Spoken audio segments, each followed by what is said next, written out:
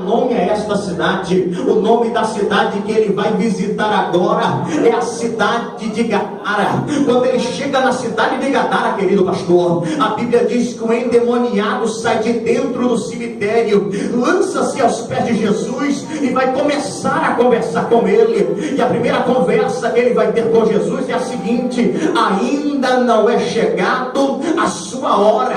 Jesus está conversando com aquela entidade, só que Jesus vai perguntar quem é a entidade, e a Bíblia diz que a entidade fala: nós somos uma legião, porque somos muito. Uma legião, na contabilidade de soldados romanos, é aproximadamente 6.000 soldados romanos. Assim, nessa mente pequena desse pregador, eu posso entender que 6.000 demônios tomavam posse do corpo daquele moço missionária. Assim eu posso entender, porque a Bíblia diz que correntes não segurava ele, a Bíblia diz que cadeias não segurava ele. A força daquele moço era sobrenatural. Mas a Bíblia diz que Jesus chegou na cidade de Gadara e com uma só palavra ele fez 6.000 demônios saírem do corpo daquele moço. Porque aonde Jesus chega, além de haver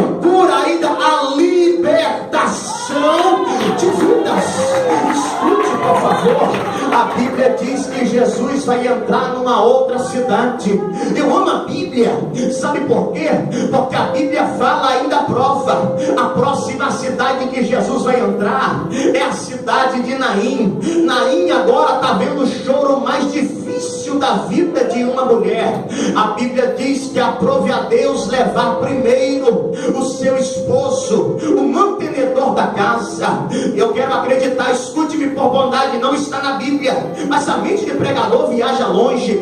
Eu quero acreditar que aquela viúva agora levanta-se pela manhã, prepara o café, coloca 3 xícaras por sobre a mesa, mas somente 2 xícaras será usada, porque Deus levou o seu esposo. Pastores, ela prepara aquele almoço maravilhoso, coloca 3 pratos por sobre a mesa, mas somente 2 pratos será usado, porque Deus levou seu esposo. À tarde vai para a porta da sua casa, pastor Sebastião, para esperar o seu esposo chegar, mas os esposos das outras mulheres chegam, o dela não chega, porque Deus resolveu levar seu esposo. À noite o frio chega, há um vazio do lado da sua cama, mas ela levanta-se de noite, vai no quarto do seu filho, o coração dela se alegra, o sorriso vem no rosto. Por quê? Porque Deus levou seu esposo, pastor? Não, porque Deus até levou seu esposo, mas ainda deixou fruto do amor dos 2 com ela. Mas agora o choro daquela mulher é mais difícil, agora o choro daquela mulher é mais angustiante, porque além de Deus ter levado o seu esposo, agora também levou o seu único filho. Oh glória, oh aleluia. A tristeza, a angústia, a infelicidade, os sonhos, os projetos, uma idealização de vida morreu junto com aquele moço. A alegria daquela mulher morreu, a felicidade daquela mulher morreu, os projetos daquela mulher morreu. O cortejo fúnebre sai de casa após 3 dias de lamentação. As fideiras estão caminhando do lado do caixão chorando, e a história que eles estão contando é: essa mulher é azarada, Deus levou o seu esposo, agora Deus está levando o seu único filho. Com certeza ele está em pecado, com certeza essa mulher fez alguma coisa para Deus cobrar dela dessa forma. A multidão que está acompanhando ela está dizendo: ela é ruim, ela não presta, a infelicidade agora está com ela. Mas do outro lado está vindo a multidão entrando na cidade de Naim, e a multidão está dizendo: ele cura, a multidão está dizendo: ele salva, ele leva para o céu. Segura aí, por favor. A Bíblia vai dizer que Jesus vai liberar uma palavra para os seus discípulos e vai dizer: fiquem na porta da cidade. Aí eu estava no monte orando por volta de 3 horas da tarde, um tempo atrás. Eu perguntei: Senhor, por que o Senhor pediu para os discípulos ficarem na porta da cidade? Porque porque os discípulos não entrou contigo e viram o Senhor promover mais um milagre. Aí Jesus me disse: filho, eu pedi para ficar na porta da cidade, porque se eles ficassem na porta da cidade, o caixão não sairia de dentro da cidade. Aí eu perguntei: Senhor, me explica melhor, por gentileza, a mente é muito pequena. Aí ele me explicou melhor e disse: filho, a tristeza, a angústia, a infelicidade daquela mulher só vai até aonde eu quero. Posso trocar, pastor? A tristeza, a angústia, a infelicidade daquela mulher só vai até aonde eu quero. Tem uma mão levantada, por gentileza, para receber uma palavra profética aqui nessa noite. Deus me trouxe aqui para te dizer: a tristeza na sua vida, a angústia na sua vida, a infelicidade na sua vida, a prova na sua vida, a enfermidade na sua vida só vai até aonde Jesus quer. Jesus conhece as suas forças, Jesus sabe até onde você suporta, Jesus sabe até onde você aguenta. Até onde você aguenta Ele permite você ir, mas Ele sabe que lá na frente Ele está te esperando para te dizer: até aqui não aguentou sozinho, a partir daqui eu vou caminhar. Escute. A Bíblia diz que ele chegou na cidade de Naim. A alegria foi ressuscitada, a felicidade foi ressuscitada, a tristeza teve que sair. Escute-me por bondade e me ajude a pregar nessa noite. Olhe para essa pessoa que está do meu lado, diga para ele ou diga para ela: Jesus chegou em Cafarnaum, a cura chegou com ele. Fala aí, fala para ele: Jesus chegou em Gadara, a libertação chegou com ele. Me ajude a pregar, fala aí: Jesus chegou em Naim e ressuscitou sonhos, projetos e a felicidade daquela mulher.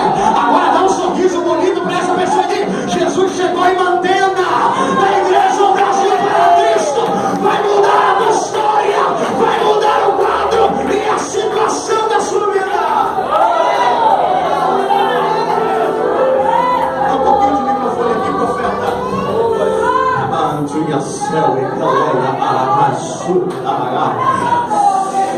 Até Jesus chegar de uma forma, depois que ele chega de outra forma. Até Jesus chegar tem prova, tem luta, mas é quando ele chega, a prova se transforma em vitória, a luta se transforma em conquista.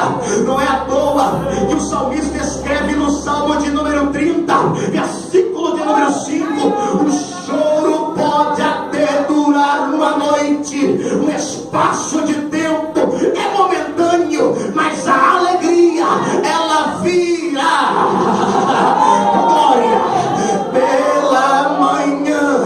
Eu não sei como é que você entrou aqui nessa noite, mas eu tenho a única certeza no meu coração que ele chegou aqui nessa noite. E se ele chegou aqui nessa noite, vidas serão curadas, vidas serão libertas, vidas serão restauradas pelo poder do nome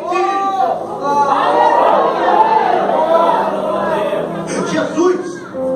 Poderia dizer para os escribas, Jesus poderia dizer para os fariseus: eu dei vista cegos, eu fiz mudo falar, fiz paralíticos saltar.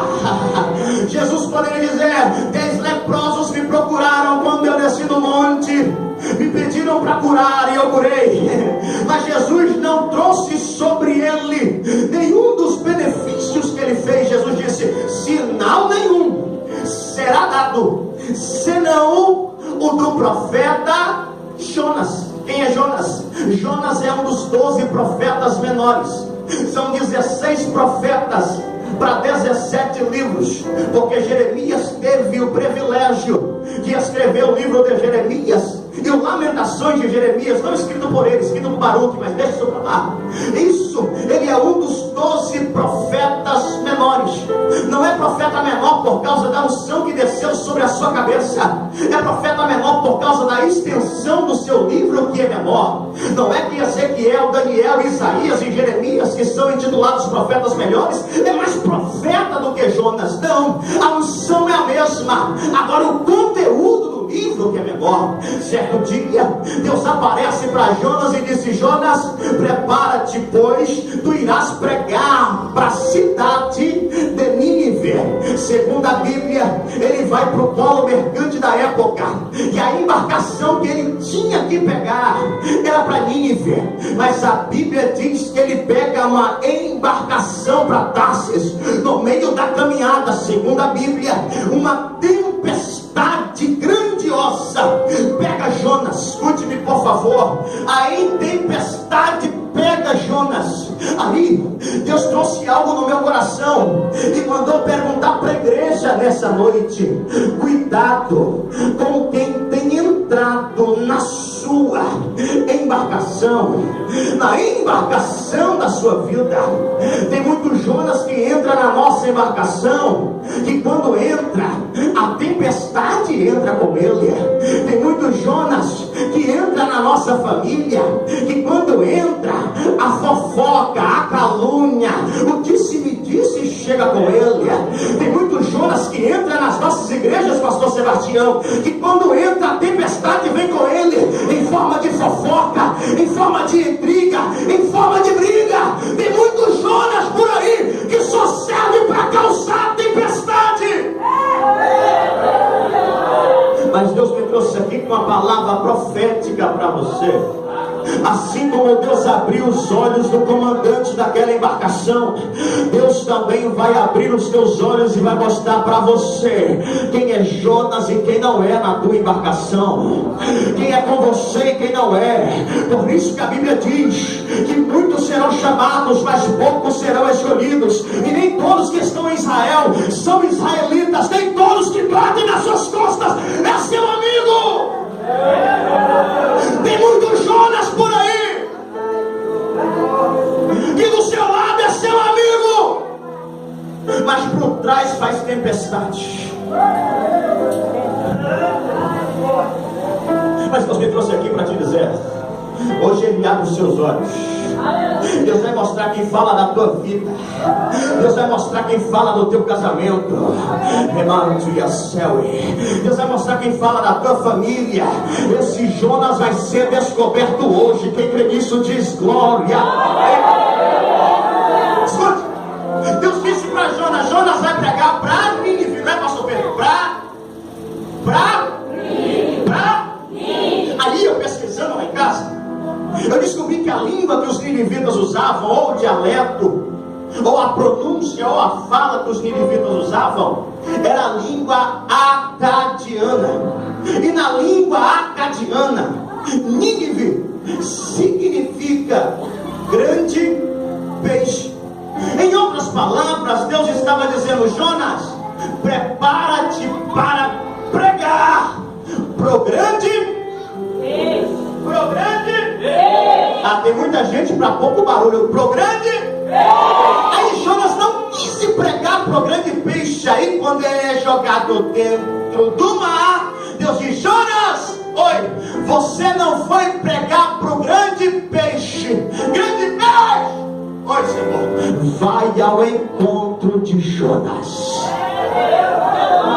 Pastor Anderson, não entendi nada. Se Jonas não vai ao grande peixe, o grande peixe vem até Jonas. Simplifica, pastor, claro. Se você não for fazer o seu chamado, Deus traz o seu chamado para perto de você. Mas a obra não para.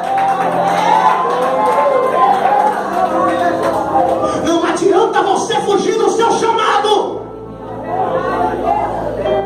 Não adianta você fugir do propósito de Deus para a tua vida. Porque se você não for, Deus traz para perto de você. O que tem de gente tentando fugir, pastor Pedro? O que tem de gente tentando correr? Aí Deus está dizendo aqui nessa noite: se você fugir, não é para perto de você. Não adianta. Aleluia, Deus. Se Deus te chamou, vai. Porque Ele garante. Em Jonas diz grande peixe. Mateus capítulo 12 diz que é uma baleia. Baleia, quando vai se alimentar, ela tritura o seu alimento com os seus enormes dentes. Baleia, ao ingerir um alimento, o alimento não vai para o ventre, o alimento vai para o estômago, aonde os sucos gástricos que a baleia produz vai corroer todo o alimento para que ela venha se alimentar depois de novo. Mas quando Deus disse para a baleia e pega Jonas, Deus vai dar algumas dicas para a baleia. Dentre estas, a seguinte: baleia, sim, ao pegar, não mastiga, engole. Outra, não manda pro estômago, sim, para onde? Manda pro ventre. Eu não sei se você sabe, vai ouvir de novo. Baleia é mamífero. Assim como as mães amamentam seus filhos, baleia também amamenta os seus filhotes. Assim podemos entender que ventre de baleia não é lugar de morte, é lugar de vida. Pera lá, mas o profeta não é desobediente? O profeta não é medroso? O profeta não está fugindo? Aí Deus está ensinando para o profeta e para a igreja Brasil para Cristo: pode até estar errado, pode até estar fugindo, pode até estar em pecado, mas eu ainda estou protegendo a vida. Deus é um Deus protetor. Olhe para essa pessoa e diga: Deus é um Deus protetor. Me prova, pastor Anderson, claro. A Bíblia diz em Salmos de número 46, diz que Deus é o quê? O nosso refúgio e fortaleza, socorro bem presente no momento da nossa angústia. Pelo que não temeremos, ainda que a terra se mude, ainda que os montes se transportem para o meio dos mares, ainda que as águas rujam e se perturbem pela sua braveza. Há um rio cujas correntes alegram a cidade de Deus, o santuário das moradas do Altíssimo. Deus está aonde, pastor? No meio dela, e ela não será abalada. Me prova mais, pastor. Claro, a Bíblia diz em um dos dois salmos que Salomão escreve, a saber, o salmo de número 127, diz que se o Senhor não edificar a casa, em vão trabalha os que edificam, e se o Senhor não proteger a cidade, em vão vigia a sentinela. Tem mais, pastor? Claro que tem. O salmo de número 91 diz que aquele que habita no esconderijo do Altíssimo, a sombra do Onipotente, ele descansará. Direi do Senhor: Ele é o meu Deus, o meu refúgio, a minha fortaleza, e nele eu confiarei, porque ele me livrará do laço do passarinheiro e da peste perniciosa. Ele me cobrirá com as tuas penas, e debaixo das tuas asas eu estarei seguro. A tua verdade é escudo e broquel. Nós não temeremos espanto noturno, nem cedo que voe de dia, nem peste que ande na escuridão, e nem mortandade que assole ao meio-dia. Só você que acredita que Deus protege, pega na mão de alguém ali, pega na mão de alguém ali, me ajude a ser profeta nessa noite. Diga para ele aí: mil cairão ao teu lado, fala aí, 10.000 à tua direita, mas você, a tua casa, tua família, teu ministério, a tua igreja, ela não será atingida. Só quem pega a profecia libera glória a Deus.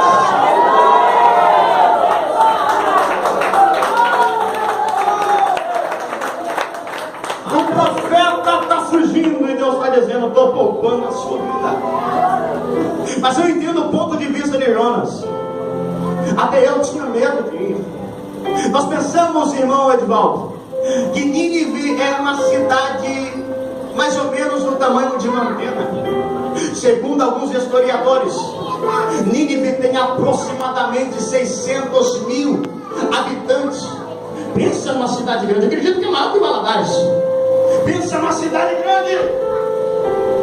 Segunda história: os ninivitas, quando iam para a guerra, venciam as guerras, saqueavam as cidades, levavam os escravos não ficavam vivos.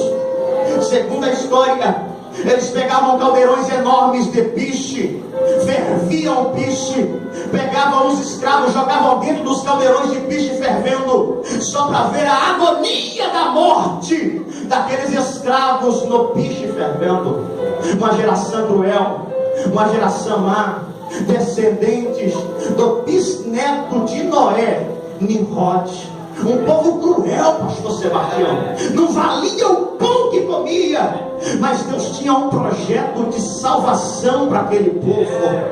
Jonas está com medo, porque o povo é difícil. Jonas está com medo, porque o povo é cruel. Jonas está com medo, porque o povo, humanamente dizendo, não vale um pão que se alimenta. Mas escute isso, por favor: quanto mais difícil for para o homem, mais fácil é para Deus. Eita glória! Quanto mais difícil é para a medicina, mais fácil é para Deus. Quanto mais difícil for para advogado, mais fácil é para Deus. Quanto mais difícil é para a sociedade, mais fácil é para Deus. Escute essa: o diabo lançou um ditado no mundo. O ditado que o diabo lançou no mundo é: pau que nasce torto, morre torto. Mente de pregador, tá, irmão? Não é Bíblia não, mente de pregador. Deus está conversando com Jesus, pastor. Qual o nome, pastor? Cláudio. Deus está conversando com Jesus, dizendo: Jesus, vai descer? Pô, já preparei tudo. Já preparei o ventre virgem de Maria. Já preparei o seu padrasto José. Porque não sei se você sabe, a linhagem de Davi não vem de Maria, a linhagem de Davi vem de José. Já preparei José para que você seja descendente de Davi e ocupe o trono segundo a minha palavra. Escute. E outra, ele tem profissão. Qual é a profissão dele, pai? Ele é carpinteiro. Eu vou ter que aprender carpintaria? Vai, aprende carpintaria. Eu acredito, irmão Edivaldo, que Jesus pergunta: por que carpintaria? Aí Deus vai dizer: porque Deus é onisciente. O diabo vai lançar um ditado no mundo: que pau que nasce torto morre. Aí você, sendo carpinteiro, você pode bater no peito e dizer: esse pau só fica torto se não passar na mão do carpinteiro de Nazaré. Pegou não? Levante a mão que eu vou profetizar aí. Deus me trouxe aqui para te dizer: não há ninguém impossível que Deus não dê jeito nele. Não há pessoa difícil, não há cidade difícil que Deus não dá jeito nela. A polícia, pastor Pedro, certo tempo, chegou para minha mãe e disse assim: dona Eliane, ela disse: pois não, o Anderson tem 2 caminhos. A mãe foi boba e perguntou: qual é? A polícia perguntou e falou: mãe, dona Eliane, o Anderson só tem 2 caminhos: ou nós matamos, ou nós prendemos o Anderson. Pensa no menino ruim, galera. Cheguei a dormir na rua. Eu era tão gente boa, pastor, que eu fui expulso da casa do meu pai. Eu era tão gente boa que eu fui expulso da casa da minha mãe. Meus parentes, ninguém me queria perto. Tu era um pau que nasceu torto e todo mundo dizia: vai morrer torto. Aí Jesus pegou aquela madeira torta, pegou uma plana maravilhosa, acertou a madeira, casou a madeira, deu filho para a madeira, revestiu a madeira, e está levando a madeira para mais de 12 estados do Brasil, está levando a madeira para fora do Brasil. Sabe por quê? Não há impossível para Deus. Não desista da tua casa, não desista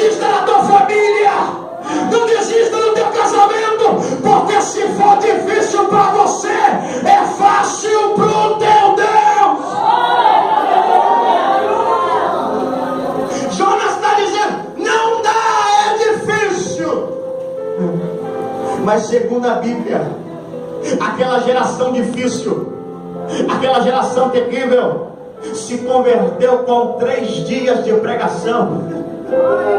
600 mil pessoas se converteram com 3 dias de pregação.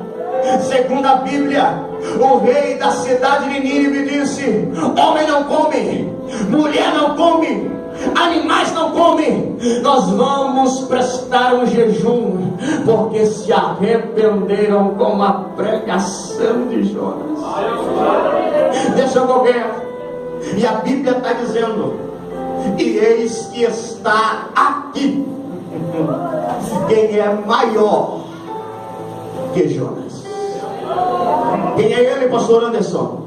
Segundo Gênesis capítulo 3, versículo 15, ele é aquele que nasceria da semente da mulher, a qual pisaria a cabeça da serpente, e a serpente lhe feriria o calcanhar. Quem é ele, pastor? Segundo o profeta Isaías, ele recebe o nome de Emanuel, que significa Deus conosco. Quem é ele, pastor? O mesmo profeta Isaías dá 5 pronomes a ele: maravilhoso, conselheiro, Deus forte, Pai da eternidade e príncipe da paz. O mesmo Isaías fala do seu sofrimento e diz que o castigo que nos traz a paz estava sobre ele, e pelas suas pisaduras a igreja, o Brasil, para Cristo seria sarada.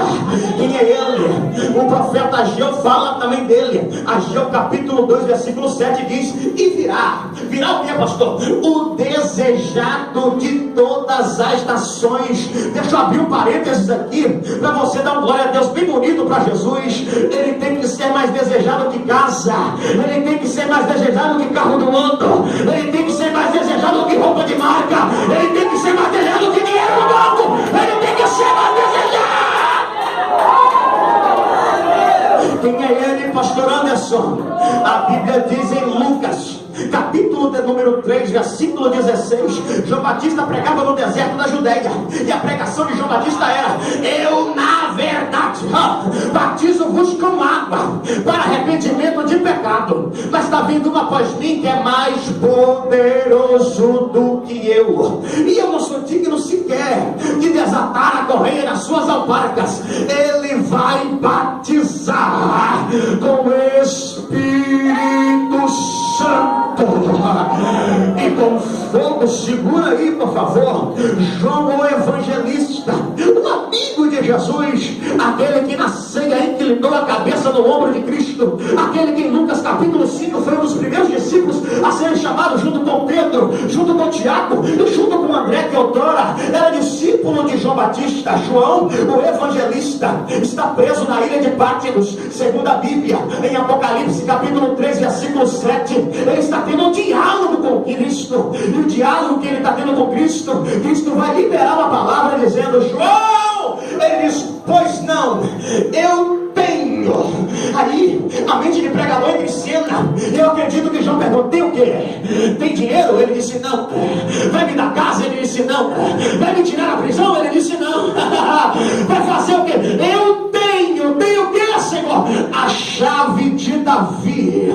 A porta que eu fecho, homem não abre, porém a porta que eu abro, não há homem que fecha.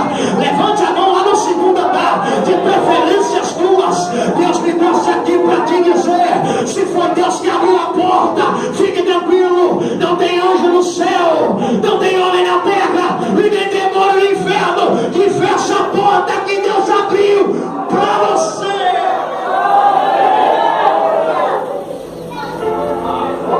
Ele é aquele que era, ele é aquele que é, ele será eternamente.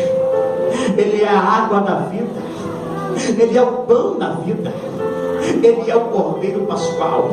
Segundo o que escreve Pedro capítulo 1, versículo 19 e 20, em resumo, diz que antes da formação do mundo, o Cordeiro já havia sido sacrificado. Ele já era o sacrifício para a humanidade antes de Deus formar o céu. Ele já era o sacrifício para a humanidade. Antes de Deus formar a terra, ele já era o sacrifício para a humanidade. Antes de Deus fazer a vegetação, a divisão das águas, criar animais silvéticos, domésticos, antes de Deus criar as aves, antes de Deus colocar peixes no oceano e na água doce, antes de Deus colocar liminares do céu, entre eles o que governa o dia, que é o sol, e o que governa a noite, que é a lua, antes de Deus criar as estrelas, antes de Deus formar o primeiro homem, e da costela do primeiro homem formar a primeira mulher, já havia um projeto de salvação para a igreja, o Brasil para Cristo. Escute-me, por favor. Deus te trouxe aqui nessa noite para te dizer: toda essa luta, toda essa prova, toda essa dificuldade, toda essa aflição, todas essas lágrimas vai valer a pena, porque desde antes da eternidade já havia um projeto de salvação para a tua família, já havia um projeto de salvação para a tua casa, já havia um projeto de salvação para esta igreja, para esta cidade. Mas ele está demonstrando aqui, e eu já concluo com você de pé, já deu o meu horário. Coloque de pé que eu vou concluir. Oh, glória. Ele está demonstrando aqui o seu poder. Posso dizer, pastor Pedro? Ele está demonstrando aqui o seu poderio, juventude. Ele está dizendo, mas está aqui. Ele está se colocando na segunda pessoa do plural.